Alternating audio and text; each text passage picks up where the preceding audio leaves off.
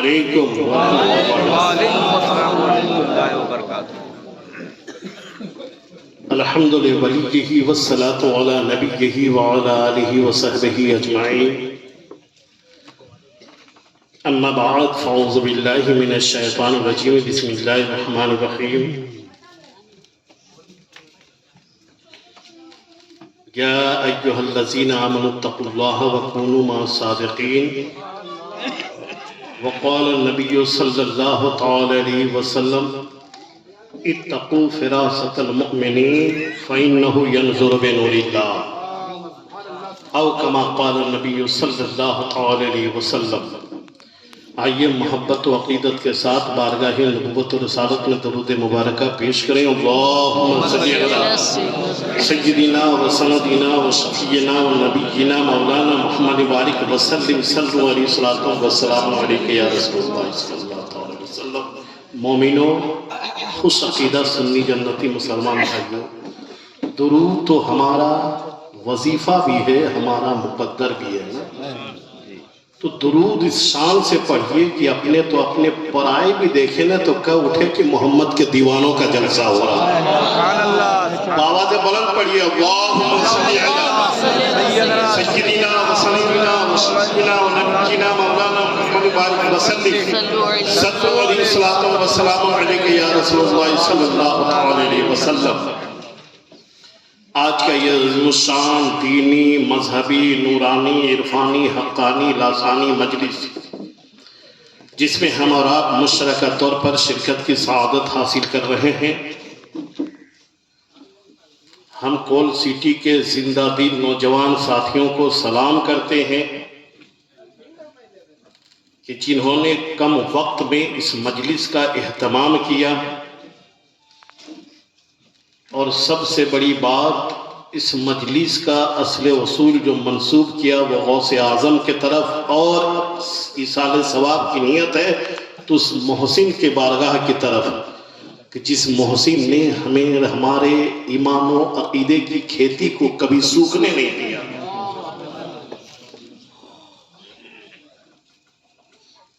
میں آیا، بہت ملاقاتیں تو رہی،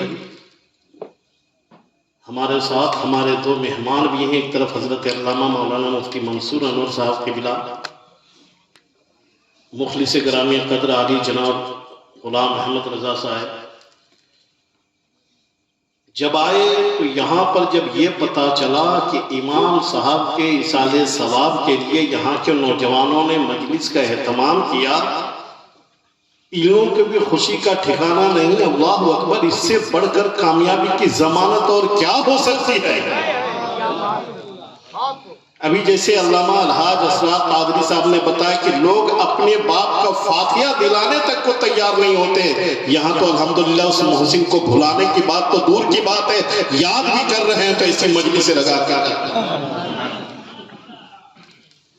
کوئی دیکھے نہ دیکھے میرا رب دیکھ رہا ہے، کوئی جانے نہ جانے میرا حبیب جان رہا ہے، اور پھر حبیب کے صدقے میں علامہ الحاج قاری فضل الرحمن کی روح بھی دیکھ رہی ہے۔ کون ہمارے لیے بیٹھے ہیں، کون ہمارے لیے کیا کر رہے ہیں۔ ایک بات بتائیے، ہم 10 بھائی یہاں پر جمع کس لیے ہیں؟ دعا ہی کے لیے نا؟ دیکھیے آپ لوگ تو میرا مزاج جانتے ہیں نا، مجھے چٹکلہ، لطیفہ، ہنسی، مذاق، چیخنا، چلانا بالکل پسند ہی نہیں ہے۔ میں تو فکری باتیں کرتا ہوں، ذہن قبول کرے، ذرا توجہ سے سن لیجئے۔ ہم سب یہاں آئے ہیں صرف اور صرف اس لیے کہ اپنے دامن میں بھی کچھ نیکیاں مل جائے اور اس محسن کی بارگاہ میں بھی ہم کچھ ایصال ثواب کر سکیں، صرف یہ مقصد ہے نا۔ تب مجھے بتائیے، پوری مجلس کی انتہا میں دعا ہوتی ہے، اور دعا عبادتوں کا حاصل ہوا کرتی ہے، دعا عبادتوں کا مقصد ہوا کرتی ہے۔ رات بھر جاگے تو کیا جاگے، جس محسن کے بارگاہ میں ہم ہاتھ ہی نہ اٹھا سکے تو ایسا جاگنا بھی کس کا۔ اس لیے جنہوں نے 26-27 سال ہم لوگوں کے لیے دعائیں کی، کیا ان کے مغفرت کی دعا ہم سب کو نہیں کرنی چاہیے؟ اور وہ دعا اگر جماعت کے ساتھ ہو تو اپنا وجدان کہتا ہے کہ جیسے میرے سرکار کا فرمان ہے کہ جماعت کی دعا میرا رب کبھی رد نہیں فرماتا، قبول فرماتا۔ اپنے پرائے بچے بوڑھے مرد عورت خواہ وہ اس مسجد کا مقتدی رہا ہو یا نہ رہا ہو، خواہ وہ اس مسلک سے وابستہ ہو یا نہ ہو، ہم نے بہتوں سے سنا ہے کہ الحمدللہ اس معاملے میں علامہ الحاج قاری فضل الرحمان صاحب کا کوئی جواب نہیں کہ جب تک رہے تو بے داغ رہے۔ یاد رکھیے وہ مسلک کے معاملے میں متشدد نہیں تھے مگر تسلط تھا مسلک کے اعتبار میں۔ اور کسی بزرگ کا 26 سال گزار دینا، ہم لوگ بھی مولوی ہیں نا، کسی بھی آبادی میں کوئی رہے، یاد رکھے کبھی 5 آدمی مخالف ہوتا ہے، کبھی 4 آدمی حسد میں بولتا ہے، 4 آدمی جلن میں بولتا ہے، کبھی کوئی مخالفت کرتا ہے، کبھی آواز کی، کبھی قیرت کی، کبھی تقریر کی، کبھی لباس کے، کبھی کھان پان، کبھی اٹھنا بیٹھنا، مگر علامہ فضل الرحمان صاحب ہمارے درمیان گزر گئے۔ ہمیں اب تک ایسا آدمی نہیں ملا جو علامہ فضل الرحمان کے حوالے سے کہے کہ ان کی یہ عادت خراب تھی، ان کی یہ عادت خراب تھی، ان کی یہ عادت خراب تھی۔ الحمدللہ جب تک رہے بے داغ رہے، دعا کرتے ہیں کہ مولا ان کی آخرت بھی بے داغ رکھے۔ سبحان اللہ۔ اور آپ تو محبت کرنے والے ہیں نا،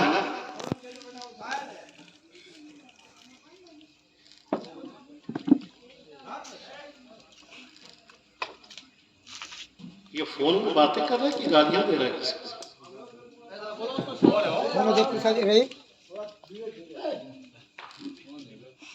درود پاک پڑھیے، اللہم صلی علی سیدنا و سندنا و شفیعنا و نبینا مولانا محمد بارک وسلم صلی اللہ علیہ وسلم والسلام علیک یا رسول اللہ صلی اللہ علیہ وسلم۔ تقریباً مہینہ دن تک بستر علالت پر ہے نا حضرت، حالانکہ اس مرض میں ہم نے بہتوں کو دیکھا کہ جب اس مرض کا اٹیک ہوتا ہے تو گھنٹوں میں آدمی گزر جاتا ہے، مگر یہ مہینہ دن رہنا بھی، یہ بھی تو مشیت الہی ہے کہ شاید یہ خدمتیں آپ کو مل جائیں۔ اور جیسا کہ ہم نے سنا تقریباً یہاں کے لوگوں نے اخلاص اور اثار کا جذبہ اتنا پیش کیا کہ امام صاحب کی سانسوں کی ڈور تو ٹوٹ گئی مگر یہاں کے لوگوں کا جذبہ نہیں ٹوٹا تھا۔ تقریباً 10 لاکھ سے اوپر کا خرچ کر جانا، اپنے امام کے بارگاہ میں یہ نظر پیش کر دینا، اللہ اس حساب کو قبول فرمائے، آپ کی اسی احانت و اخلاص کو قبول فرمائے، آمین ثم آمین۔ یعنی آدمی جنازہ جب تو جنازے میں گھنٹوں میں، یعنی آج کے سوشل میڈیا کے وقت میں منٹوں میں آدمی 1000-2000 کلومیٹر تک میسج پہنچانا کوئی بڑی بات نہیں ہے، مگر اس کے باوجود اتنا ٹائم نہیں مل سکا تھا کہ دور دراز سے لوگ آئیں، مگر پتہ نہیں جب 1 گھنٹہ 2 گھنٹے کے اندر ہی جنازے میں اتنے لوگ آ گئے، حیرت ہو رہی تھی کہ آخر اتنے لوگ کہاں سے آ رہے ہیں، کس محلے کے ہیں، اپنے پرائے ہر کوئی جنازے میں تھا، ہر کوئی رو رہا تھا، پھولوں سے سجا ہوا جنازہ جا رہا ہے، چادر سے مربوط جنازہ جا رہا ہے، ہر کوئی رو رہا ہے، رونے والے رو رہے ہیں کہ ہمارا مسیحا چلا گیا، رونے والا رو رہا ہے کہ ہمارا امام چلا گیا، رونے والا رو رہا ہے کہ ہمارا خطیب چلا گیا، رونے والا رو رہا ہے ہمارا محسن چلا گیا، ہر ایک کے آنسو تھے مگر امام صاحب کی روح خوش تھی، مچل کے یہ کہہ رہی تھی میرے جنازے پہ رونے والوں فریب میں ہو، باہر دیکھو مرا نہیں ہوں، حب نبی میں لباس ہستی بدل گیا، سبحان اللہ۔ مرا نہیں ہوں، حب نبی میں لباس ہستی بدل گیا ہے۔ یاد رکھیے میرے سرکار نے ارشاد فرمایا کہ الموت تحفۃ للمومن، موت مومن کے لیے تحفہ ہے۔ حق ہے، حق ہے۔ اس نقطے کو سن لے پھر میں تقریر شروع کروں گا۔ موت مومن کے لیے تحفہ ہے، موت مومن کے لیے تحفہ ہے، موت مومن کے لیے تحفہ ہے۔ میرا سرکار فرماتے ہیں الموت تحفۃ للمؤمن، موت مومنوں کے لیے تحفہ ہے، اس لیے کہ ہم تو زندگی کا خاتمہ مانتے نہیں اور زندگی کا خاتمہ ہوتا نہیں، زندگی کا خاتمہ نہیں ہوتا۔ دیکھیں زندگی، لوگ کیا سمجھتے ہیں زندگی کی شروعات کہاں سے ہوتی ہے؟ ماں کے پیٹ سے دھرتی پہ آیا تو کہتا دیکھو یہاں سے زندگی کی شروعات ہو گئی۔ دیکھیں بچہ پیدا ہوتا زندگی کی شروعات نہیں، دنیا میں آنے سے پہلے بھی زندگی کا تصور ہے، ماں کے پیٹ میں زندہ ہے، دنیا میں آتا ہے تب سے زندگی نہیں ہے، بلکہ ماں کے پیٹ سے ہی زندگی ہے۔ تو جس طرح ایک عالم میں یعنی ماں کے پیٹ میں رہتا ہے تو بھی زندگی اس کی اس دنیا میں آتا ہے تو جہت بدل جاتی ہے، جگہ بدل جاتی ہے، مکان بدل جاتا ہے، مگر زندگی پہلے بھی تھی، زندگی اب بھی ہے، حکم الگ ہے۔ جب اس دنیا سے مرد مومن کا گزر ہوتا ہے نا، مرد مومن کا گزر ہوتا ہے تو پھر وہ دنیا جو ہمیشہ ہمیشہ کے لیے ہے، وہ جسے ہم باقی کہتے ہیں، یہ تو فانی ہے۔ جس طرح ماں کے پیٹ میں جب بچہ رہتا ہے تو بچے کو یہ احساس ہونے لگتا ہے کہ میری دنیا یہی ہے، میری دنیا اتنے ہی تک ہے، وہ اسی میں کھیلتا ہے، اسی میں ہاتھ پیر چلاتا ہے، ذہن میں بیٹھ جاتا ہے میری دنیا یہی تک ہے۔ لیکن جب اس دنیا سے باہر آتا ہے تو آپ دیکھیں ہوں گے دنیا کا ہر بچہ روتا ہے، اگر نہ روئے بچہ، اگر نہ روئے پیدا ہونے کے بعد تو گھر والے سب رونے لگتے ہیں، لیکن اگر بچہ روتا ہے تو پھر سب ہنستے ہیں۔ کبھی غور کیا آخر بچہ روتا کیوں ہے؟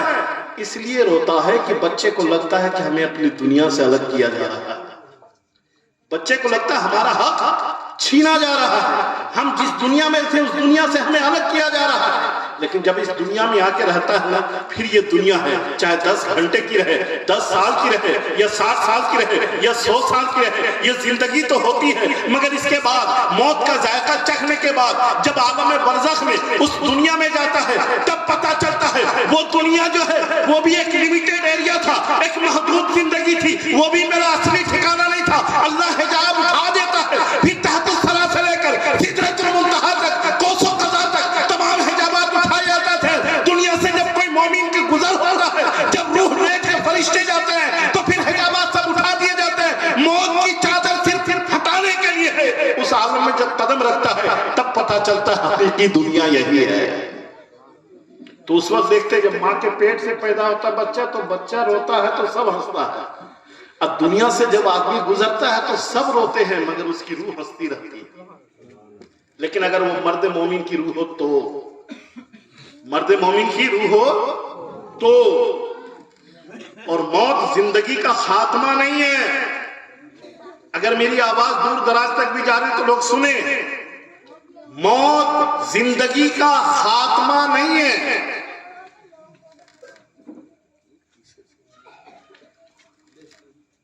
سمجھ رہے، موت زندگی کا خاتمہ نہیں ہے بلکہ وہ ایک دوسری زندگی کی طرف جاتا ہے۔ موت ایک دروازے کا نام ہے جس سے صرف گزرنا ہوتا ہے۔ اب اندازہ لگائیے نا، میرے رب نے جو تعریف کی اس سے بڑھ کے تو کوئی تعریف نہیں ہو سکتی۔ میرے رب نے فرمایا کلو نفس ذائقۃ الموت، ہر نفس کو موت کا مزہ چکھنا ہے، چکھنا ہے، ذائقہ، ذوق، ذائقہ یذوق ذوق، ایک ٹیسٹنگ پاور، چکھنا۔ رب نے کہا موت ایک ذائقہ ہے، اور ذائقہ ہماری زبان میں کتنی دیر رہتا ہے؟ ابھی ہم میٹھا کھائیں ذائقہ کچھ اور ہے، پھر کڑوا کچھ کھا لیں گے، پہلا ذائقہ ختم دوسرا ذائقہ چڑھ جاتا ہے۔ ذائقہ ایک لمیٹڈ ٹائم کے لیے ہوتا ہے۔ بچے کو آپ دوا جب پلانے لگے تو بچہ نہیں پیتا، اس لیے کہ جانتا کہ دوا کا ذائقہ کچھ اور ہے، تو اس دوا کے ذائقے کو ہلکا کرنے کے لیے بچہ کے سامنے میٹھی چیز رکھنی پڑتی ہے۔ بچہ سمجھ جاتا ہے کہ اگرچہ دوا کا ذائقہ کڑوا ہے مگر یہ زیادہ دیر تک میری زبان پہ یہ ذائقہ نہیں رہے گا، اس کے بعد ہمیں یہ میٹھی چیز لینی ہے، اس کا ذائقہ چڑھے گا، تو بچہ ہنس کے کھیل کے دوا پی لیتا ہے۔ ذائقہ ایک زبان پر تادیر رہنے والی چیز نہیں ہے، ایک آن کے لیے ہے، لیکن اس کے بعد پھر وہ تبدیل ہو جاتا ہے، دوسرا ذائقہ چڑھ جاتا ہے، پہلا ذائقہ کا اثر ختم۔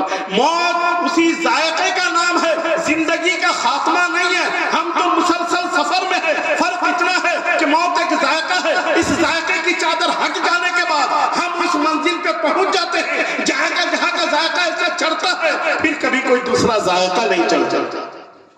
مر کے ٹوٹا ہے کہیں سلسلہ قید حیات، فرق اتنا ہے کہ زنجیر بدل جاتی ہے، فرق اتنا ہے کہ زنجیر بدل جاتی ہے۔ بعض حضرات کہتے ہیں یہ عرس کے تقریبات، یہ بزرگان دین کے عرس اور مزارات میں تم لوگ حاضری دیتے ہو، یار مر گیا تو آدمی تو ختم ہو گیا ہوگا نا. ہم کامن انسان کے لیے زندگی کا خاتمہ موت کو نہیں سمجھتے. میرے رب نے فرمایا موت ایک ذائقہ ہے، موت ایک ذائقہ ہے. ذائقہ چکھ لینے کے بعد، موت ایک ذائقہ چکھ لینے کے بعد پھر اس کے بعد کی جو زندگی ہے وہ زندگی ہمیشہ کی زندگی ہے. اس لیے کہ ہمارے یہاں سفر ہوتا ہے. 7 جنم کا کانسیپٹ ہمارے یہاں نہیں ہے. پڑھا لکھا طبقہ اس فلسفے کو سمجھیے. اوروں کے یہاں کانسیپٹ ہے 1 جنم کی بات نہیں، 7 جنم کی بات کرتے ہیں وہ لوگ. شاید لوگ نہیں دیکھتے ہیں 7 جنم ساتھ نبھاؤں گا. مچھر کا کاٹا 1 جنم میں برداشت نہیں کر سکتے، کہتے 7 جنم. 1 جنم بیوی کو صحیح طور پر نہیں رکھ سکتے، کہیں گے 7 جنم نبھائیں گے. شاعری کی زبان میں کچھ ہی بول دیتا، لیکن ان کے یہاں یہ عقیدہ ہے. کہتے آج اپنے باپ کو اپنی ماں کو کہے گا اماں اگلے جنم میں آپ کا بیٹا پھر میں بنوں گا. بیوی کو کہے گا اگلے جنم میں تیرے کوکھ سے جنم لوں گا. اس کے یہاں 7 جنم ہے، ہمارے یہاں 7 جنم نہیں ہے. ہاں ایک اعتبار سے 7 جنم ہیں ہمارے یہاں، مگر اس جنم کو ہم پیدائش نہیں مانتے. ہم ٹرانسفر مانتے ہیں، ٹرانسفر مانتے ہیں، اسٹوپیج مانتے ہیں. جیسے اگر یہاں سے چلے کوئی اوپر کوئی مدرسہ بیٹھا، 2 منٹ وہاں سے چلا پھر آگے چوک پہنچا، پھر وہاں سے چلا تو دھنباد پہنچا، تو راستے میں کسی اسٹوپیج پہ کسی جگہ پر ہالٹ کر دینے کو ہم منزل نہیں سمجھتے، وہ ایک ہالٹ ہوتا ہے. مگر 7 جنم اگر اس کو ہم سمجھے تو ہمارے یہاں بھی ہے، مگر ریورس گیئر والے 7 جنم نہیں ہے. ہمارا سب سے پہلا جنم ہوتا ہے جب ہم عالم ارواح میں ہوتے ہیں. یہ ہمارا پہلا جنم ہے. دوسرا جنم تب ہوتا ہے جب عالم ارواح سے باپ کی پیٹھ میں آتے ہیں. یہ ہمارا دوسرا جنم ہے. تیسرا جنم تب ہوتا ہے جب باپ کی پیٹھ سے ماں کے پیٹ میں جاتے ہیں. یہ ہمارا تیسرا جنم ہے. ماں کے پیٹ سے جب دھرتی پہ آتے ہیں یہ ہمارا چوتھا جنم ہے. دھرتی کے گود میں جب دھرتی میں سماتے ہیں یہ ہمارا 5واں جنم ہے. اسی قبر سے جب دوبارہ اٹھائے جائیں گے تو یہ ہمارا 6واں جنم ہوگا. رب جب ہمیں جنت عطا فرمائے گا، جب دوئے جنت جائیں گے تو یہ ہمارا 7واں جنم ہوگا. سمجھ رہے ہیں؟ تو ہمارے یہاں جنم کا اگر مان بھی لیا جائے تو یہ ہے 7 اسٹوپیج. عالم ارواح سے چلے باپ کی پیٹ میں، باپ کی پیٹ سے چلے ماں کے پیٹ میں، ماں کے پیٹ سے چلے دھرتی کے گود میں، دھرتی پہ آئے تو دھرتی پہ سمائے، پھر دھرتی سے اٹھے، پھر اس کے بعد حشر میں اللہ فیصلہ فرمائے گا کدھر جانا ہے. تو وہ مقام ہمیشہ کے لیے ہوگا، وہ زندگی ہمیشہ کی ہوگی. یہ چند روزہ زندگی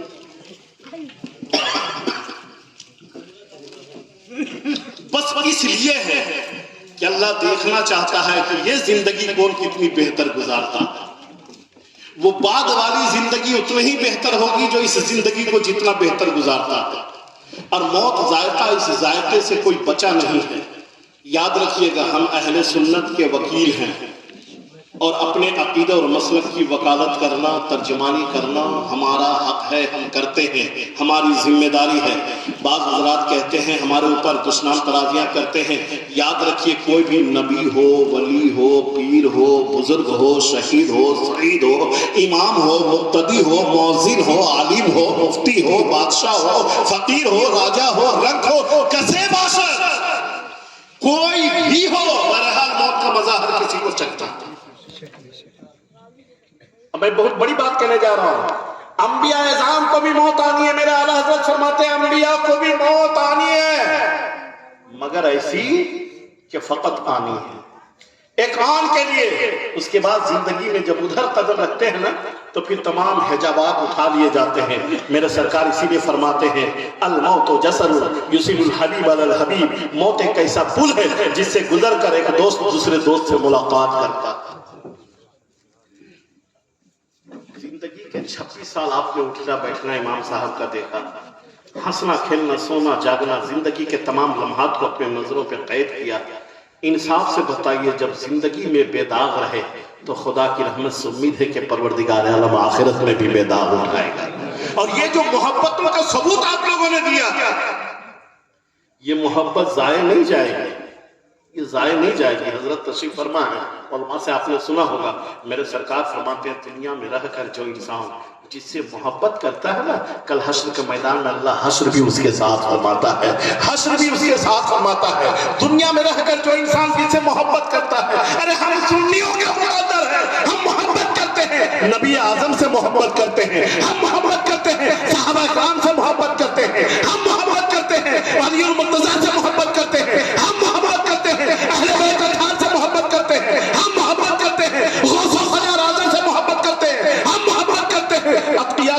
ہیں، انبیاء سے کرتے ہیں، اولیاء سے کرتے ہیں، مجددین سے کرتے ہیں، منتقین سے کرتے ہیں، ہم محبت انہی نیک لوگوں سے کرتے ہیں تاکہ اس امید پر کہ خدا حشر بھی نیک لوگوں کے ساتھ آتا ہے۔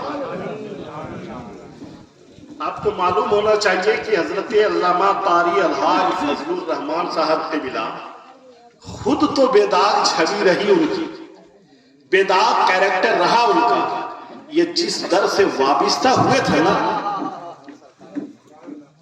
یہ جس در سے وابستہ ہوئے تھے، جس کے ہاتھ میں اپنا ہاتھ دیا تھا،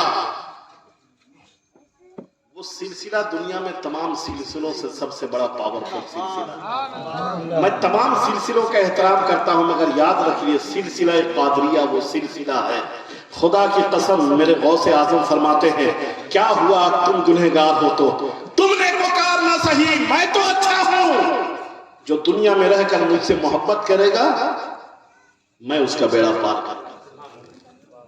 یہ ضمانت غوث اعظم لے رہے ہیں، اب اس سلسلے سے وابستہ تھے، غوث اعظم کے سلسلے سے، قادریہ سلسلے سے، یعنی حضور مفتی اعظم ہند کے ہاتھ میں ہاتھ دیا تھا، اور حضور مفتی اعظم ہند ہاتھ کسی کو اگر دیتے ہیں تو بظاہر ہاتھ مفتی اعظم ہند کا ہوتا ہے مگر در حقیقت اس میں ہاتھ غوث اعظم کا ہوتا ہے۔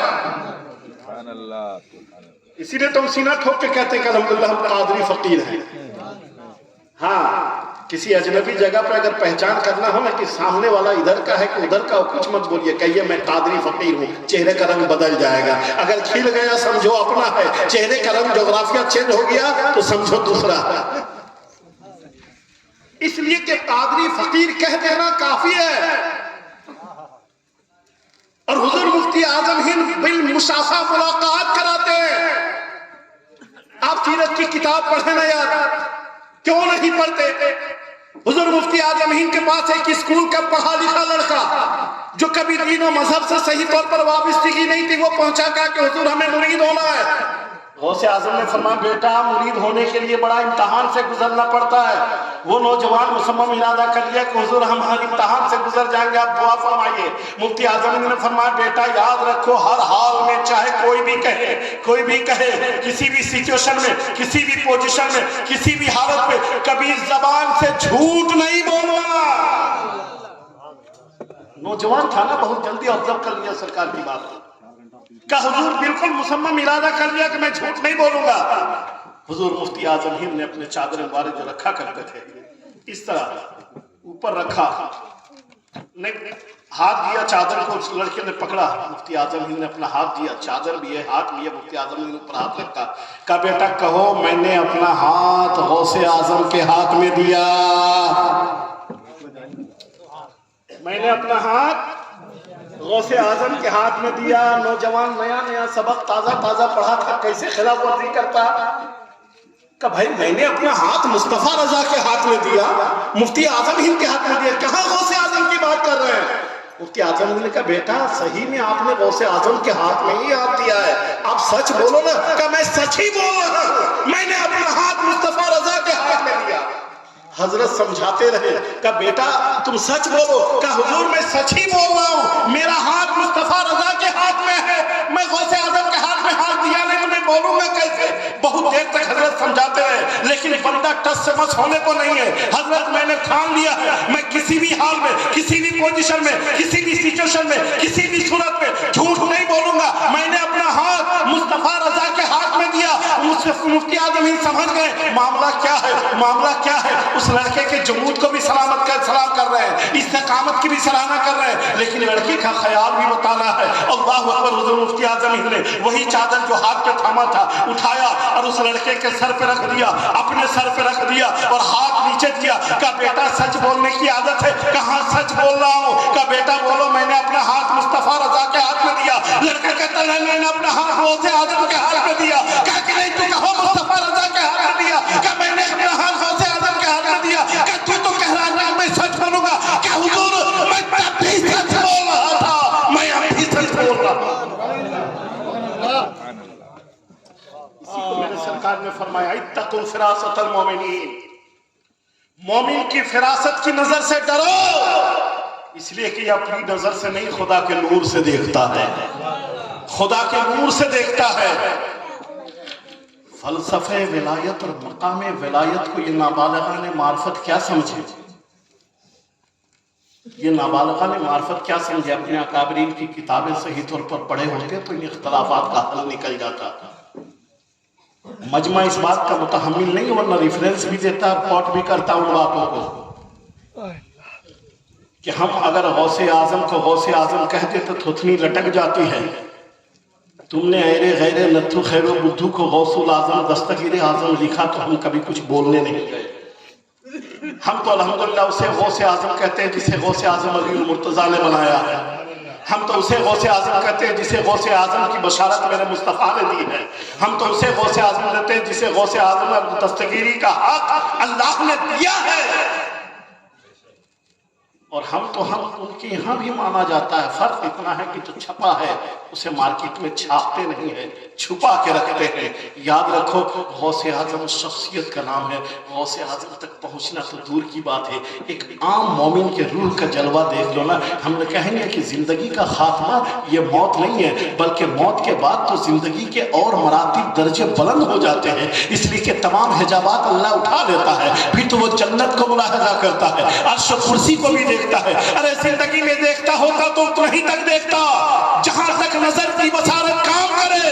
لیکن انسان زندگی کی قید سے جب آزاد ہو جاتا ہے تو اس عالم برزخ میں وہاں تک دیکھتا ہے جہاں تک دیکھنے کا پاور اللہ نے دیا. پھر تو روح کی جلوہ گری ہوتی ہے. آج ہم یہاں بیٹھے ہیں نا، علامہ الحاج قاری فضل الرحمن کی روح ہمیں ملاحظہ کر رہی ہے، ملاحظہ کر رہی ہے. زندگی کا خاتمہ نہیں. جو لوگ موت کو زندگی کا خاتمہ مانتے ہیں پھر انہیں چاہیے ٹھیک ہے کنہیں کے نام پر تم فاتحہ درود سلام مثال ثواب نہ کرنا نہ کرو. شعبان المعظم کی 15ویں شب کو قبرستان کیوں جاتے ہیں؟ سب سے سیدھی سی بات ہے. کیوں بات ہے بھائی؟ قبرستان میں تو مردے رہتے ہیں نا. جب موت زندگی کا خاتمہ ہے تو پھر ہمارے کچھ بولنے نہ بولنے کا کیا معاملہ ہے؟ ان کا معاملہ ان کے ساتھ.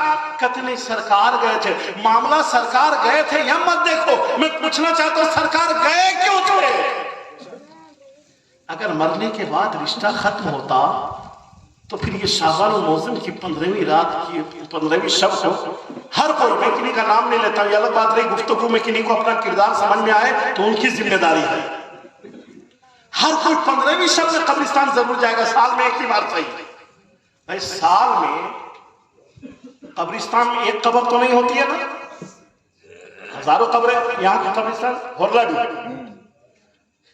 دیانوں سے بتائیے اس قبرستان میں اللہ کا نیک بندہ بھی لیٹا ہے، کوئی چور بھی لیٹا ہے نا، کوئی ڈاکو بھی لیٹا ہے، بد عمل بھی لیٹا ہے، کوئی بدبخت بدعقیدہ بھی لیٹا ہو، پاپی بھی لیٹا ہو، ایرو غیرو نتو خیرو سب کوئی لیٹا ہو.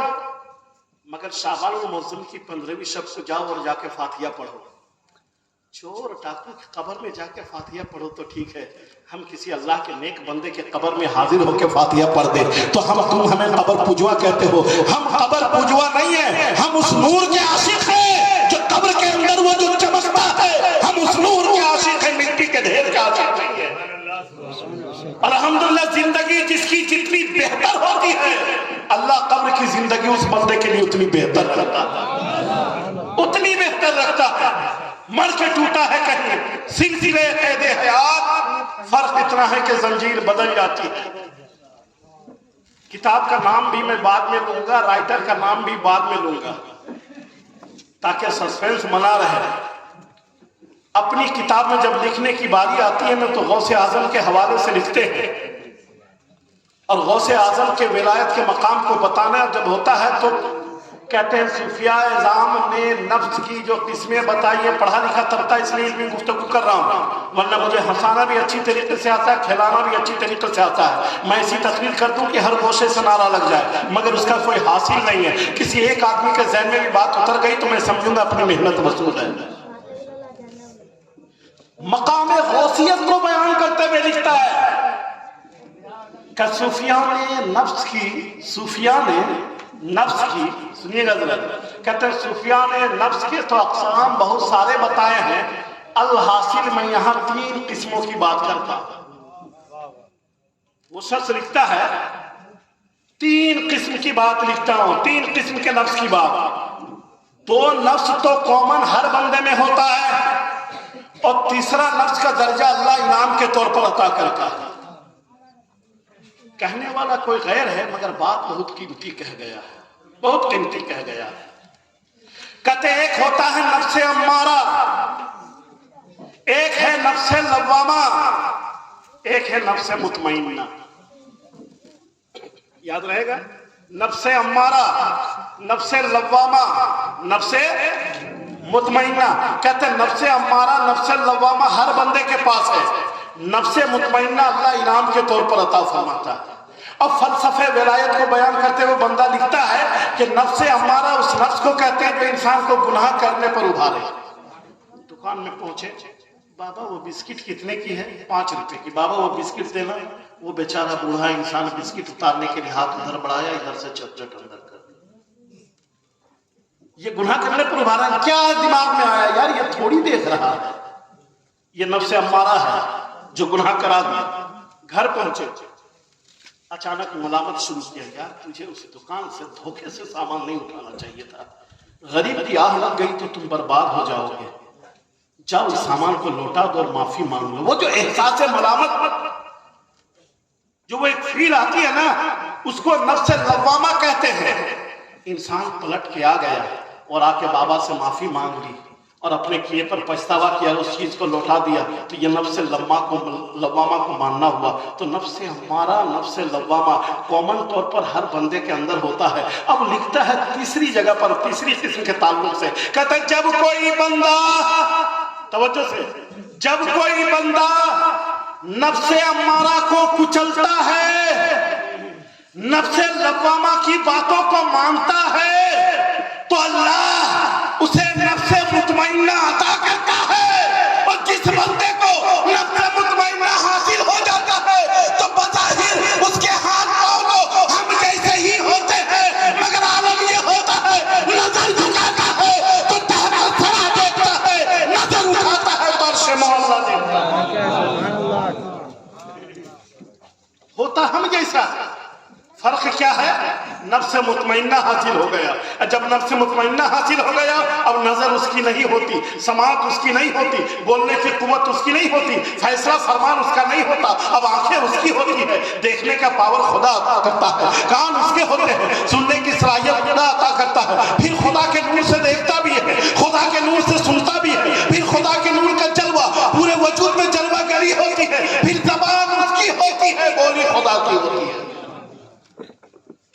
जी इतनी कीमती बात लिखने के बाद, फलसफे विलायत पर बहस करने के बाद, गौसे आजम का एक वाकया बयान करते हैं। गौसे आजम एक मजमे में तकरीर फरमा रहे थे और जब तकरीर, चूंकि गौसे आजम की तकरीर का मामला था, ये लाउड स्पीकर, ये मजमू, इस तरह का बाजा, ये सिस्टम नहीं हुआ करता था उस जमाने में, मगर गौसे आजम की ये करामत, बहुत बड़ी करामत थी कि जितनी आवाज में पहली सफ का आदमी सुनता था ना, आखिरी सफ का आदमी भी उतनी ही आवाज में सुनता था। लाखों का मजमा होता था और गौसे आजम 10 मिनट, 15 मिनट, 20 मिनट नहीं, 6-6 घंटे, 4-4 घंटे की तकरीर फरमाते थे। वो बंदा लिखता है, मैंने अभी अपनी बात कही ही नहीं, वो मतलब गौसे आजम के उस करामत को बयान करता है।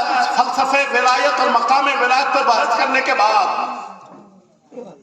कहता है गौसे आजम एक मजमे में तकरीर फरमा रहे थे, मैंने अपने अकीदत में हुस्न गौसे आजम कहा है, वरना उन्होंने शायद अब्दुल कादिर ही लिखा था। कहते गौसे आजम तकरीर फरमा रहे थे, वक्त में थे, बिल्कुल मुस्तगरक थे, मजमा शबाब का था। इसी बीच एक चील परिंदा, चील जो बड़ा परिंदा है, वो उड़ता हुआ, चीखता हुआ, शोर करता हुआ गुजर रहा था। गौसे आजम के तकरीर में खलल वाक़ हुआ, एक डिस्टर्बेंस जो हुआ, जहन की तवज्जो जो हटी, तो गौसे आजम जलाल में आकर उंगली का इशारा फरमाया, अरे तू कौन है नेक मजलिस में खलल डालता है, जा तेरी गर्दन कट जाए, तू मर जाए। बात आई गई, खत्म हो गई। पूरी तकरीर खत्म होने के बाद लोग, सब लोग घर जाने लगे। गौसे आजम जब स्टेज से नीचे उतरे, चंद अहबाब साथ थे, देखा एक परिंदा बड़ा सा पड़ा हुआ है, गर्दन अलग है, धड़ अलग है। गौसे आज़म ने फरमाया मजमे में इतना बड़ा परिंदा कहाँ से आया? किसी मुरीद ने कहा हुजूर दौरान तकरीर यही वो परिंदा था जिस परिंदे ने शोर किया था, तो आपने जज्बात और जलाल में आके कह दिया कि तेरी गर्दन कट जाए, तेरा धड़ अलग हो जाए, तू मर जाए, हलाक हो जाए। उसी वक्त उसकी गर्दन अलग हो गई, ये तड़प के जमीन पर गिर पड़ा और मर गया। धड़ अलग है, सर अलग है। जैसे ही गौसे आज़म को ये कहानी बताई गई, गौसे आज़म बैठ गए, कहा कि इसके सर को लाया जाए। उस परिंदे के कटे हुए सर को लाया गया। गौसे आज़म ने उस परिंदे के धड़ से गर्दन से सर को मिलाया और यूं ठोकर मार दी। कहा जा तुझे मारना मकसद नहीं था, आज के बाद किसी नेक मजलिस में खलल ना डालना। यूं इशारा किया, परिंदा उड़ता हुआ चला गया।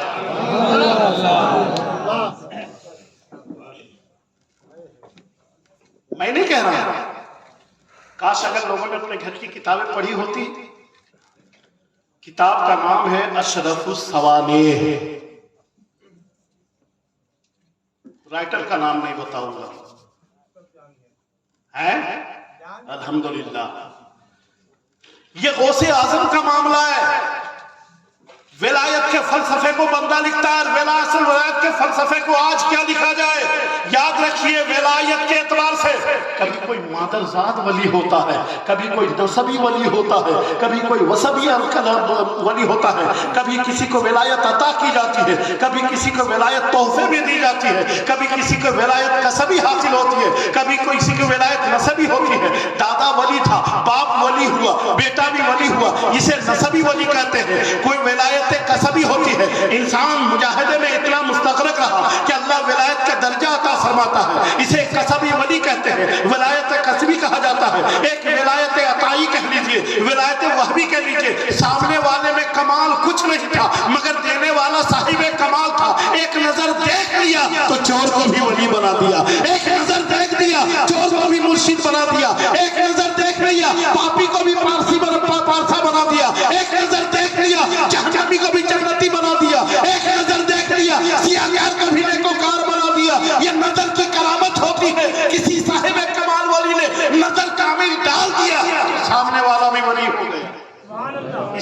इसे विलायत वहबी कहते हैं। खुदा की कसम 700 साल के तारीख विलायत को खंगालिए, चाहे विलायत कसबी हो, चाहे विलायत वहबी हो, चाहे विलायत अताई हो, चाहे विलायत नसबी हो, ये जितने अक़साम विलायत के हैं सबको किसी एक वजूद में जमा कर दिया जाए तो उसका नाम अब्दुल कादिर है, उसका नाम गौसे आज़म है, उसका नाम रोशन ज़मीर है।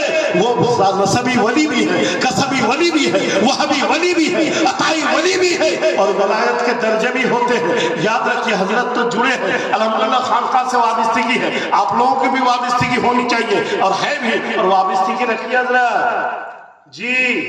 और सुन लीजिए, जिन्हें किसी सही अकीदा खानकाह से जिसकी वाबस्तगी नहीं होती है ना, वो फुटबॉल की तरह होता है, कोई भी ठोकर मार के चला जाएगा। पहचान रखना जरूरी है। हम कहते हैं ना हम कादरी हैं, कोई कहता हम चिश्ती हैं, कोई कहता हम साबरी हैं, कोई कहता हम नक्शबंदी हैं, कोई कहता है रजवी है, कोई कहता है शरफी है, कोई कहता है तेगी है, कोई कहता है बुरहानी है। मियाँ इतनी निस्बतों का नाम लेने की जरूरत क्या है? जरूरत इसलिए है ताकि पता चले कि ईमान हमारा है, हिफाजत अगला कर रहा है, ईमान हमारा है, निगहबानी अगले की हो रही है, ईमान हमारा है। जिसे सामने वालों को पता चले फला आदमी बुरहानी है, रजवी है, अशरफी है, तेगी है, कादरी है, हबीबी है, खुदा की कसम निस्बतों को जाहिर कीजिए, कोई गुलाबी आदमी आपके करीब नहीं आएगा।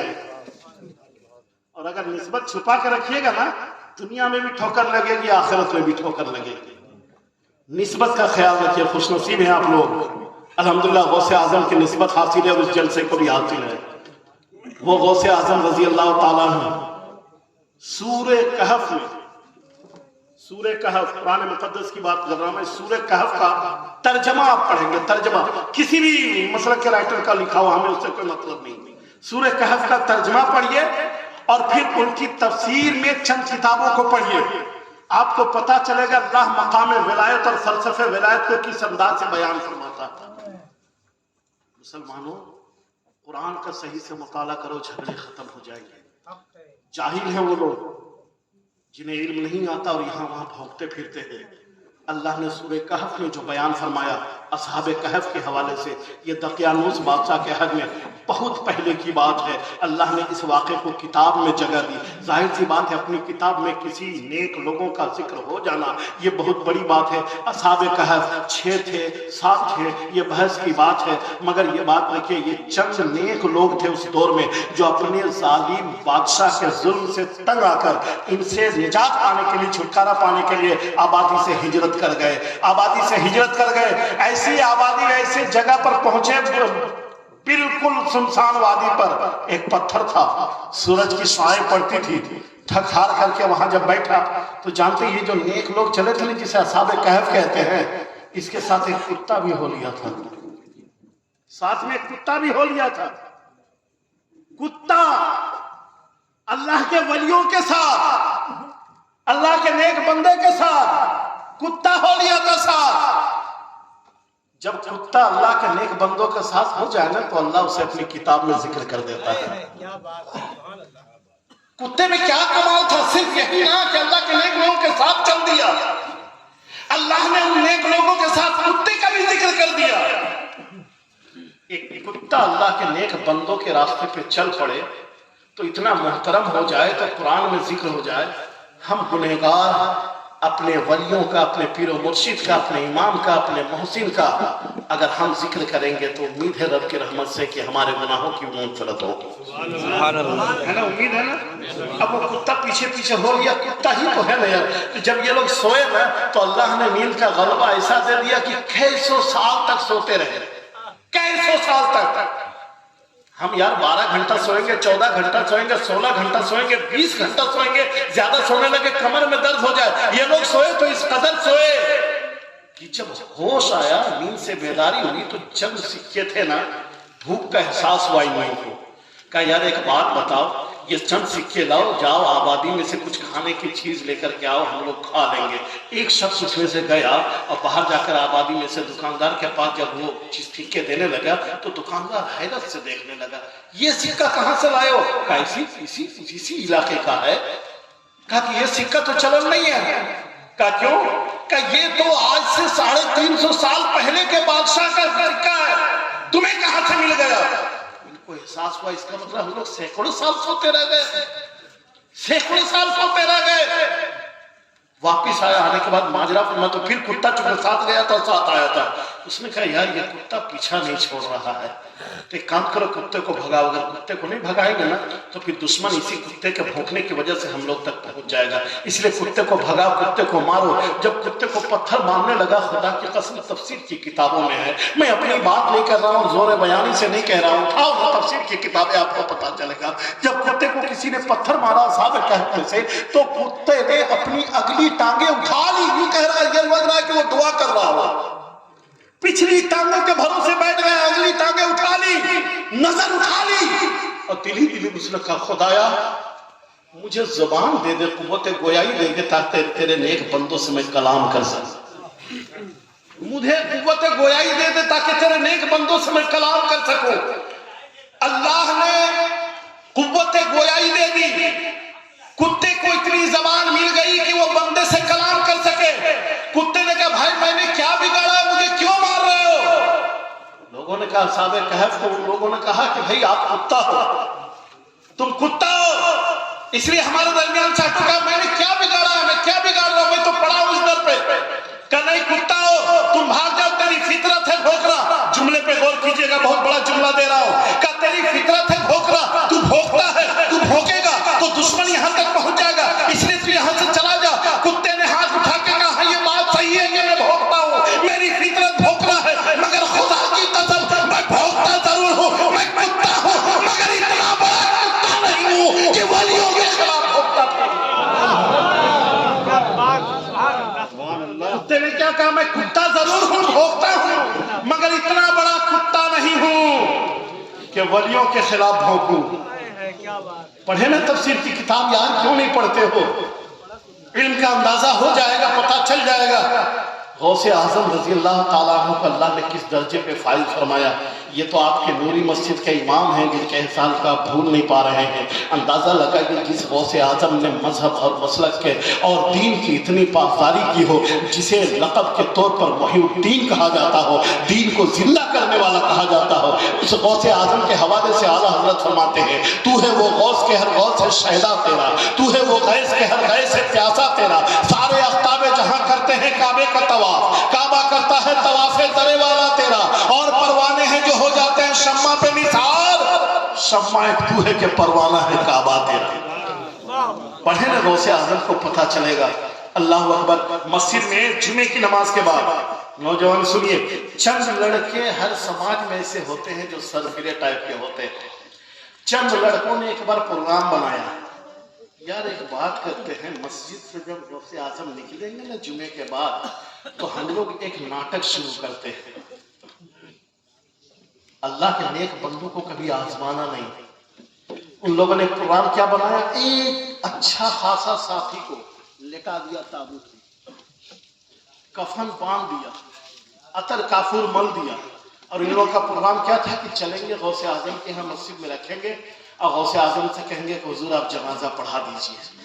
جب غوث اعظم جنازہ پڑھا دیں گے تو پھر ان کو اشارہ کریں گے، یہ اٹھ کے بیٹھ جائے گا، تو پھر ہم لوگ مذاق بتائیں گے کہ بتا غوث اعظم کہاں، پتہ ہی نہیں کہ زندہ آدمی ہے کہ مردہ آدمی ہے۔ یہ پلان چند لڑکوں نے بنایا اپنے طور پر۔ غوث اعظم کے پاس پہنچے جمعے کی نماز کے بعد، جیسے غوث اعظم منبر سے باہر نکلے مسجد سے، یہ لڑکے لوگ پہنچ گئے، حضور بہت بڑی مہربانی، ہمارا اچھا خاصا دوست تھا، جوان تھا، تندرست و توانا تھا، مگر اچانک دیکھیں نا کہ یہ حادثات شکار ہو گیا، یہ مر گیا، اس کا جنازہ پڑھا دیجئے۔ غوث اعظم نے یوں نظر پہ ولایت دے ڈالی۔ اس کے بعد فرمایا کہ سنو مجھے فرصت نہیں ہے، میں بہت کام میں مشغول ہوں، مصروف ہوں، کسی اور سے پڑھا لو۔ کہا کہ نہیں حضور، صاحب جنازہ کی وصیت تھی کہ عبدالقادر ہی جنازہ پڑھائے، آپ ہی کو پڑھانا ہے۔ غوث اعظم نے فرمایا دیکھو بات میری مانو، میں نہیں پڑھاؤں گا، میرے پاس ابھی فرصت نہیں ہے، کسی اور سے پڑھا لو، بہت سارے لوگ ہیں۔ مگر لڑکوں نے نہیں مانا، چونکہ پروگرام تو ذہن میں فٹ تھا نا، سب نے کہا کہ غوث اعظم آپ ہی کو پڑھانا ہے۔ بہت زیادہ اصرار فرمایا تو غوث اعظم نے فرمایا میں پڑھاؤں یار، کیوں اتنا ضد کر رہے ہو؟ کہا حضور بس ہم لوگ کی تمنا ہے کہ آپ ہی پڑھا دیں، صاحب جنازہ کی بھی یہی تمنا تھی۔ تو غوث اعظم نے فرمایا مجھ سے ہی پڑھوانا ہے؟ کہا کہ ہاں حضور آپ سے ہی پڑھوانا۔ کہا دیکھو مجھ سے ہی پڑھوانا؟ کہا ہاں حضور تجھے ہی پڑھوانا، آپ ہی سے پڑھوانا۔ تو غوث اعظم نے فرمایا ٹھیک ہے تو جنازہ رکھ۔ جنازہ رکھا گیا۔ غوث اعظم نے فرمایا صفے باندھ لے، سب لوگوں نے صف سیدھی کر لی۔ غوث اعظم نے فرمایا میت کا ولی کون ہے؟ میت کا ولی کون ہے؟ ولی جانتے ہیں نا، ولی وہ ولی تو ہے، وہ ولی جو میت کے خون کے اعتبار سے، رشتے کے اعتبار سے سب سے قریب ہوتا، وہ ولی۔ غوث اعظم نے فرمایا میت کا ولی کون ہے؟ ایک لڑکا آگے بڑھ گیا، حضرت بھائی میت کا ولی، کہا تم کون؟ کہا میں اس کا بڑا بھائی۔ غوث اعظم نے فرمایا تم اجازت دیتے ہو کہ میں جنازہ پڑھاؤں؟ کہا حضور اجازت ہی، ہم لوگ تو اصرار ہے کہ آپ جنازہ پڑھائیں۔ غوث اعظم نے فرمایا میں 3 بار اس لیے پوچھ رہا ہوں اجازت دیتے ہو کہ میں جنازہ پڑھاؤں؟ کہا حضور اجازت ہے۔ کہا دیکھ لو اجازت دیتے ہو؟ کہا حضور اجازت ہے۔ غوث اعظم نے جنازے کی نماز پڑھائی، سلام پھیرا، سلام کے بعد جیسے حجرے میں جانے لگے، لڑکا لوگ جمع ہو گیا اور جمع ہو کے کہنے لگے اٹھ جلدی جلدی اٹھ جلدی اٹھ۔ وہ کہے کو اٹھنے کا، وہ کیسے اٹھے گا؟ پڑھایا جنازہ غوث اعظم نے، اٹھنا کیسے؟ پڑھایا غوث اعظم نے۔ لڑکے نے کہا کہ اٹھو جلدی سے اٹھو، ارے اٹھو پروگرام پھر مت کرو، مگر اٹھنے کا نہیں۔ لڑکے جمع ہو گئے اور جا کے ہلانے لگے تو پورا جسم ہل رہا ہے، پورا جسم ٹھنڈا ہو چکا ہے۔ جب ان لوگوں کو احساس ہو گیا کہ اس کی روح کفن سے انسانی سے پرواز کر گئی، یہ تو مر گیا، یہ تو گزر گیا، تب فوراً حجرے میں داخل ہو گئے۔ حضور ہم لوگوں سے بہت بڑی گستاخی ہو گئی، حضور ہم لوگ سے بہت بڑی گستاخی ہو گئی، معاف فرما دیجئے۔ غوث اعظم نے فرمایا تم لوگ اب بھی پیچھے نہیں چھوڑ رہے ہو، ہم نے تو جنازہ پڑھا دیا، جا کے دفن کر دو۔ کہ حضرت یہی تو پوچھنے آئے ہیں، ہم وہ جنازہ نہیں تھا حضور، وہ زندہ تھا، میرا ساتھی تھا، ہم لوگوں نے مذاق کیا تھا۔ کہا غوث اعظم نے فرمایا کہ دیکھو میں نہیں جانتا ہوں، میں نے اجازت لی تھی اور میت کا ولی نے اجازت دے دیا، میں نے جنازہ پڑھا دیا، اب دنیا کی کوئی طاقت اس مردے کو زندہ نہیں کر سکتی، اگر وہ زندہ بھی تھا میں نے جنازہ پڑھا دیا، اللہ نے اسے مردہ قرار دے دیا، اب وہ مردہ ہو گیا ہے، بھلا اسی میں ہے، ان کے سے جا کے دفن کر دو۔ لڑکوں لوگوں نے قدم پکڑ दिया। हुजूर ऐसा नहीं है हुजूर, हम लोगों ने मजाक किया था हुजूर, अगर वो जिंदा नहीं हुआ तो उसके घर वालों को क्या जवाब देंगे, हम उसके भाई नहीं है। काफी रोने गिड़गिड़ाने लगे। गौसे आजम फरमाया कि नहीं अब नहीं होगा, मैंने जनाजा पढ़ा दिया है, जा जाके दफन कर दे। मगर लड़कों का जब इसरार बढ़ गया तो गौसे आजम आगे बढ़े और मुर्दे के सामने खड़े होकर हाथ से इशारा किया, पांव से ठोकर मारा, कसम आज के बाद किसी अल्लाह के वली का इम्तिहान न लेना। अल्लाह के नेक बंदों के जज्बात और एहसासात से न खेलना। वो बंदा जब तक मुर्दा था वो कलमा पढ़ता हुआ उठा और गौसे आजम की अजमत का खुतबा पढ़ता हुआ। अल्लामा क़ारी फजलुर रहमान साहब की बिला, नाम तो फजलुर रहमान है, अल्लाह फजल फरमाए, आमीन। दुआ कीजिए जिंदगी भर गौसे आजम की अजमतों का खुतबा पढ़ते रहे। कई एक मजलिसों में शिरकत हुई, देखा बंदा मसलक और मनहज से हट करके कोई जुमला नहीं बोलता था। कम सुखन थे, मिलना जुलना होटल में, बाजार में, गली में, पूछे में, मेले में, ठेले में, यहाँ कभी हमने नहीं देखा। आप लोग हमसे बेहतर जानते होंगे, जितने दिन रहे तो हमारे बीच में। आज क्या वजह है कि बच्चा बच्चा कहता है कि हमारा इमाम चला गया, उसकी आंखों में भी आंसू है। याद रखिए अल्लाह का नेक बंदा जब दुनिया से गुजरता है ना तो पहचान यही होती है कि लोगों के दिलों पर चिराग जला के जाता है। मौत उसकी है जिसका जमाना करे अफसोस, मौत उसकी है जिसका जमाना करे अफसोस। ये तो दुनिया में आते हैं सभी मरने के, दुनिया रो रही है मगर हजरत मुस्कुराते हुए जा रहे हैं। हम तो यही कहेंगे कि आवाज दे रहा था कोई उनको खुल्द से, आवाज दे रहा था कोई उनको खुल्द से, दुनिया ने उन्हें लाख पुकारा चला गया। आवाज दे रहा था कोई उनको खुल्द से, दुनिया ने उनको लाख पुकारा चला गया। अल्लाह का नेक बंदा जब यहाँ से गया